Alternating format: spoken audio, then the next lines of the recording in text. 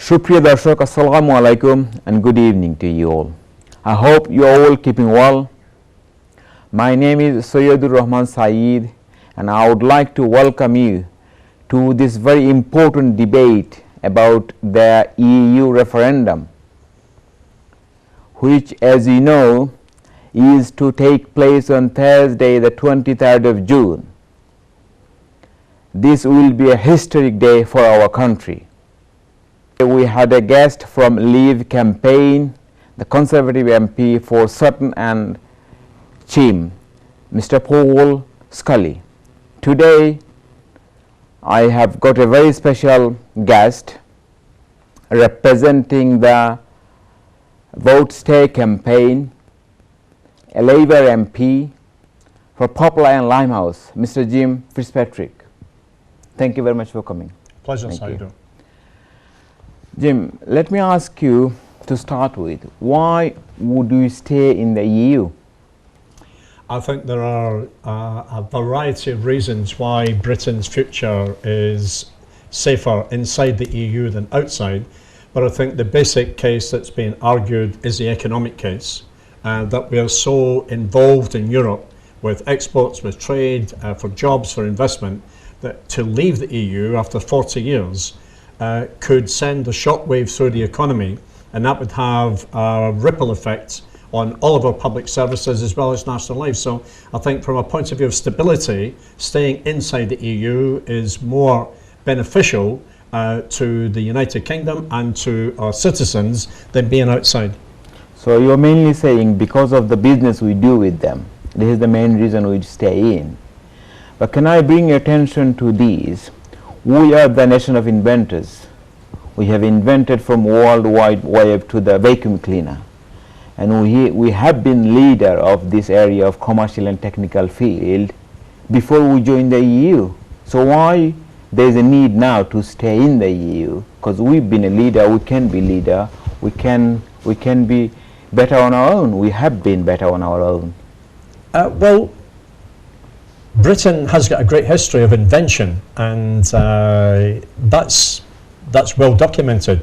What we haven't done successfly for many decades, some would argue centuries, is actually develop those inventions and take advantage of them. Whether inside the EU or outside the EU, Britons will still go on inventing things. Dyson keeps inventing things every year, and he was doing that inside the EU. He will do it were we to be outside the EU. I don't think British invented this will be affected whether we're inside the EU or outside the EU. What will be affected, however, is the level of exports that we make to the European Union, and half of all our exports go to the EU. 3 million jobs are dependent on trade with the European Union. We get £66 million investment from the European Union into the United Kingdom for every pound we invest in Europe. So if we were to come out, it doesn't mean to say that it would be a disaster, but it would have an impact, it would have an effect.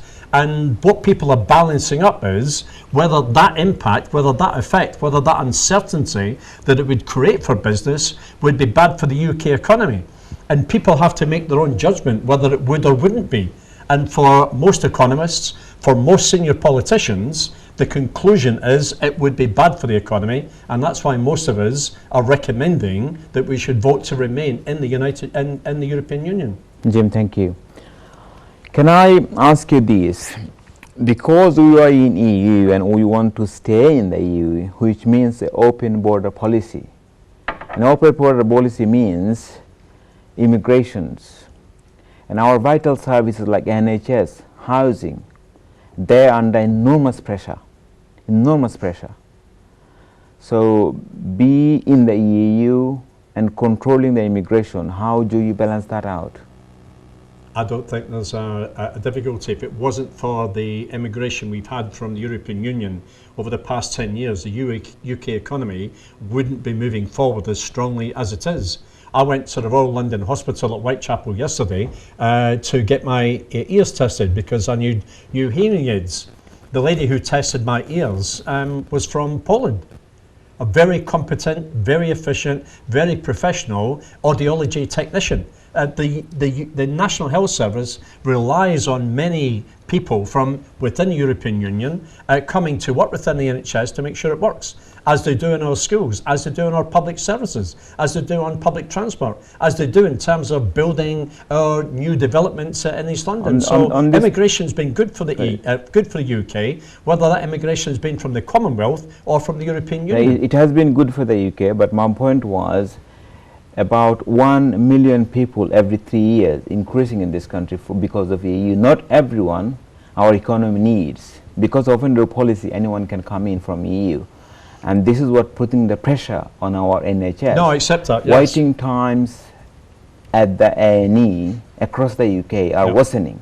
Worsening. Well, one of the things that the Labour government had until 2010 was a migration impact assessment, where we could identify where there were pressures building up in different parts of the country, so we could spend money to try to release those tensions and release those pressures. The coalition got rid of that in 2010. What we do need is to make sure that where there are pressures on schooling, on education, on the NHS, that the local services in those communities get assistance from central government to make sure that we can deal with those pressures. Okay. Yeah, that's absolutely fine. But do you know what is the net migration to the UK from the EU at the moment? No, you tell me. You should know that. What's the next migration? Net migration from EU to UK. What the net migration is? Net migration. No idea. No idea. According to my figure, it says 184,000 a year. A year, okay. A year. And as it is, without those EU migration, we need to build 250,000 homes just to accommodate our own people without the extra pressure. And this problem will go from bad to worse. When the other countries will join the EU, for example Turkey, the influx of people will be continue. So our viewers are really concerned about how do you accommodate them as well as extra pressure. Well, one, I don't think we do accommodate them. Two, Turkey is not going to be joining the European Union anytime soon. And three, if the economy takes a hit and we don't have the British economy moving forward, which if we come out of the European Union, it may very well take a big hit, we will not have the money to be able to pay for the health service or to pay for new homes. We need to be able to make that investment in building new homes to make sure that the National Health Service continues to expand. But to do that, you need a strong economy. If we come out of the European Union, the economy might be damaged. And there's no guarantee that it will be, but most experts who have looked at it, and you're a businessman, Saidur, you know that you need a customer base to make sure that your restaurants are profitable at the end of each month, at the end of each year. If some of your customers say, well, we're thinking about leaving you and going to another restaurant, that uncertainty would give you some anxiety. It would make you a little bit worried about how many staff to employ, how much investment to make on your restaurants. It's exactly the same with the UK. Jimmy, thank you very much for the point. But a little bit difference here, because my customer who comes and pay me the money, and our argument is people who coming from the EU, not everyone we need. And on that note, can I bring your attention to a different area, which is because of open border policy, this government has been very unfair. The critics saying very unfair on non-EU migrants.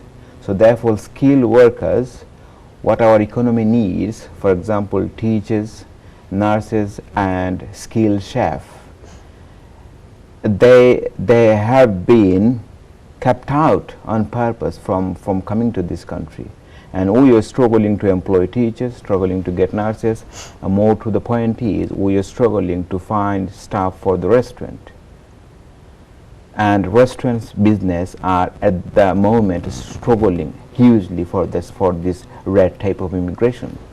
And then some of the Conservative Party people are saying is because of people coming from EU, we have to be hard on somewhere. But this hard goes to someone who we need more than everybody else. Right. Okay. Well, the 3 points to answer to that. One is that the taxes that we get from European Union migrants into the UK outweighs the amount of benefits and the receipt of benefits that they get hugely. We get much more in taxes than paid out in benefits. Secondly, The people who are opposed to immigration from the European Union are equally opposed to immigration from Commonwealth countries. They're anti-immigration. It doesn't matter whether the people coming in are Eastern Europeans or if they're from Bangladesh or from anywhere other part of the Commonwealth, they will be anti-immigration. So there will not be an easing of immigration if we shut down European Union immigration, if the Brexiteers win the referendum on the 23rd of June. And thirdly, I don't buy this issue of Bangladeshi restaurants not having enough chefs. If the Bangladeshi Caterers Association had invested in a college for chefs in the UK, as they were suggested to do so 20 years ago, 15 years ago, 10 years ago, we wouldn't have a problem with chefs. Tommy Mia, you know Bangladesh chef, Tommy Mia is one of the best known world famous chefs from Bangladesh in the world. Tommy Mia has been trying to set up a college. The BCA and other Bangladeshi restaurateurs have refused to invest in a Bangladeshi college to train chefs in the UK. You want to bring in chefs from Bangladesh.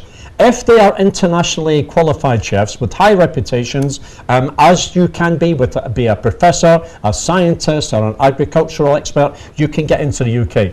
But we're not importing chefs because the industry hasn't invested in a college.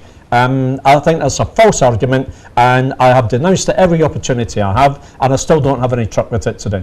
Okay, on this point, experience tell us the people who wants to work in the restaurant, training cannot make them work in the restaurant.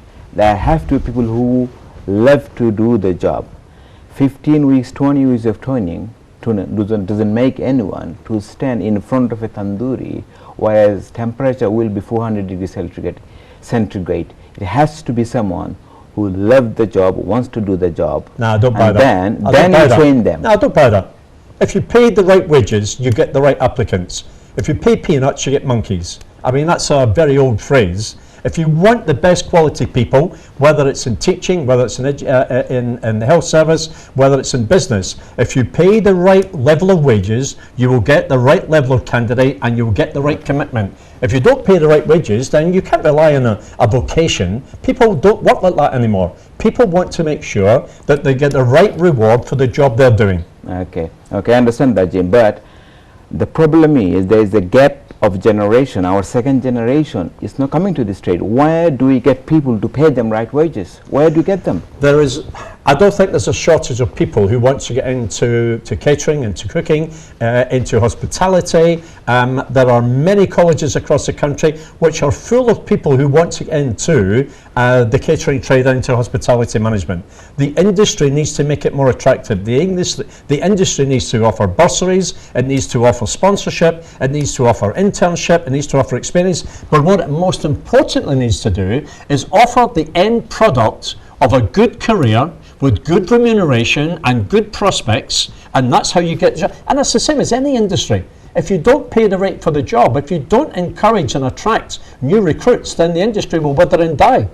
You can't do it on the cheap anymore. The world's not like that. And pretending that by leaving the European Union, we're going to be able to import 1,000 chefs a month from Bangladesh, it's not going to happen.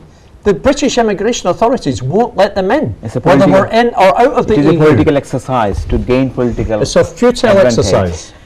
Okay, thank you very much, Jim. Viewers, it is time for a break. Don't go away. We'll see you soon. Thank you.